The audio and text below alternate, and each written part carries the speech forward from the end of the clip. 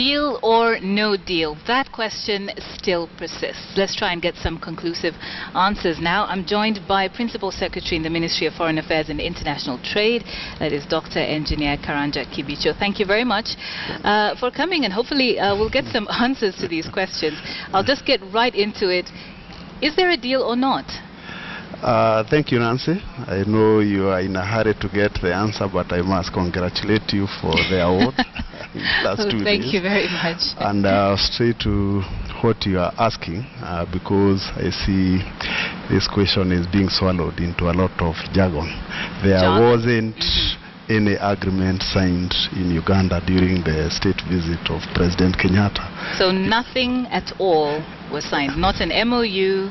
Was an MOU signed? Nothing was signed during the visit of President Kenyatta to Uganda on 8th to 10th. This was a state visit, and there wasn't even the necessity and the need to sign any agreement. All right. So where is this whole talk about a sugar deal coming from? Surely it must be coming from something.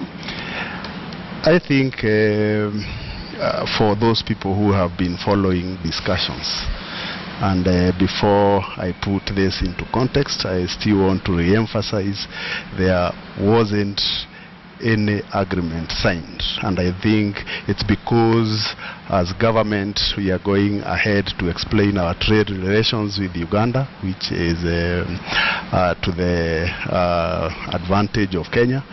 Then that's confused to mean that there was a deal signed. There wasn't a deal signed, and what happened is on 8th, the president was invited by his colleague in Uganda to have a state visit, which is the highest respect a head of state could accord to another one. And because what I've seen as a demand by a lot of people who are commenting on this matter for explanation, a state visit is usually 3 days.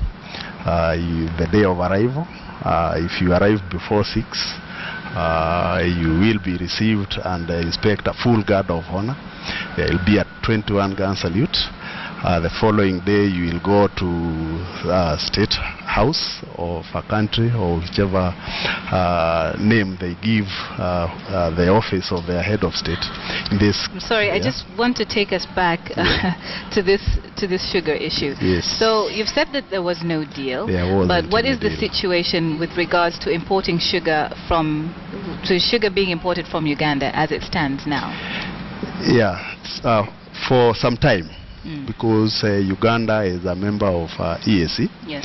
Uganda is a member of COMESA. Sugar from Uganda has been coming to Kenya for a long time. I have seen pictures of Ugandan sugar in the supermarket just because this topic is on. But if someone took interest to take photographs of sugar in supermarkets on 6th, before the president went to Uganda, they will still have found Ugandan sugar in the supermarkets, because we have been trading with Uganda for a long time, both as members of COMESA and members of the EAC. So you're saying community. Nothing has changed? Nothing has changed. Actually, exactly the way it was before the president boarded is the way it is now. So let's talk about the other side of that deal that was reported with regard to Kenya exporting meat and milk. So was that not a deal? I can tell you this, because there is a lot of rumors going around. During the bilateral talks, there wasn't a name meat mentioned in that meeting. There wasn't a name milk mentioned in that meeting. It's disappointing for rumor mongers, but there wasn't any discussion about meat. There wasn't any discussion about milk.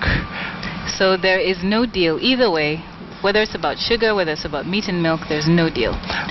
There was no deal. I'll tell you this, Nancy. I am the Principal Secretary for Ministry of Foreign Affairs, and basically the record keeper of talks between presidents during these visits. Right. I'm the note taker. Okay. And you have no notes I'm looking in the eye to tell you that there wasn't a discussion about milk, there wasn't a discussion about meat. What has always been discussed, because and it's not just this state visit.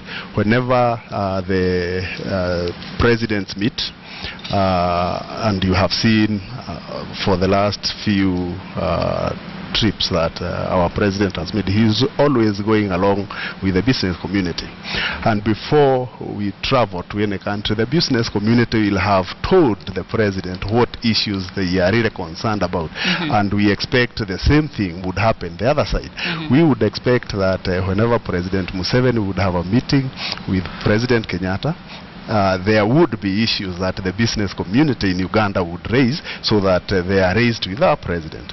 One of the issues that have been long-standing, issues that have been raised even in COMESA, issues that have been raised even at the EAC meetings, is the issue of the trade barriers as relates movement of sugar from Uganda to Kenya. And that's the issue that will always be addressed, because what are these trade barriers? It's about licensing, it's about trucks passing Busia from Uganda coming to Kenya, and whenever they are not passing as quickly as the business people would want, then they consider that as a trade barrier.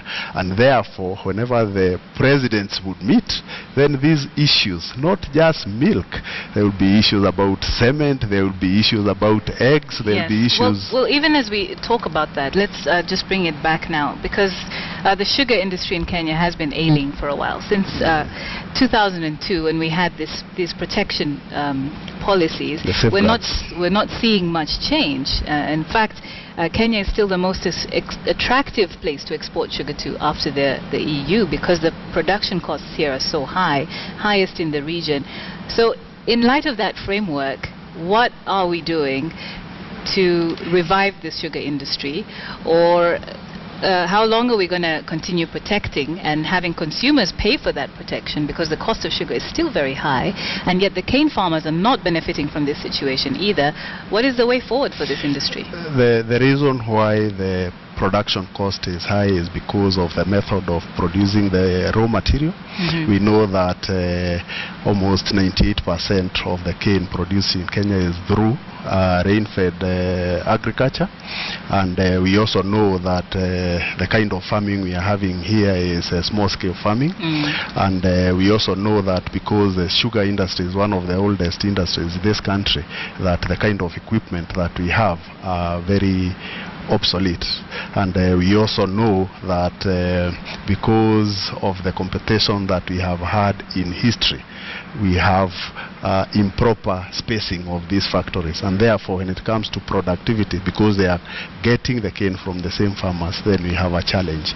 And I think what the government is trying to do, and these are the issues that have been raised even as we get the safeguards, issues to do with privatization, issues to do with new varieties of sugarcane, issues to do with the pricing formula, issues to do with the research.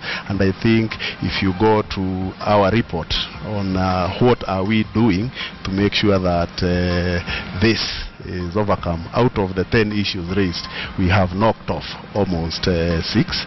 And you have seen... You're saying 6 issues have been solved? 6 issues have been solved, because some of them are straightforward. For example, to put together the the industrial and the table sugar is an issue that because... And how much effect have we seen from those issues being solved? You see, those to me I consider to be paper issues. The real issue is our factories operating optimally, and I think there has been a lot of discussion about how do we ensure that they operate optimally. One, if the equipment is old and using old technology, there's nothing you can do to make that equipment efficient other than replace it.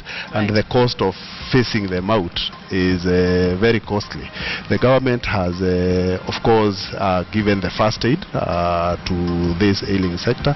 We have seen the president in the last few months do very calculated interventions, where he's had a waiver of the power bills for Mumias. He's even given $1 billion so that the farmers can be paid. And I think these are short-term,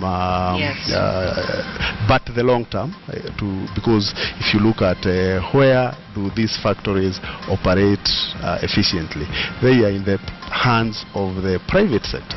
Because the philosophy of the private sector and the philosophy of government are and different. I guess time will tell whether that privatization will indeed be the Midas touch. Well, thank you very much for speaking to us this evening. That was Principal Secretary in the Ministry of Foreign Affairs and International Trade, Dr. Engineer Karanja Kibicho.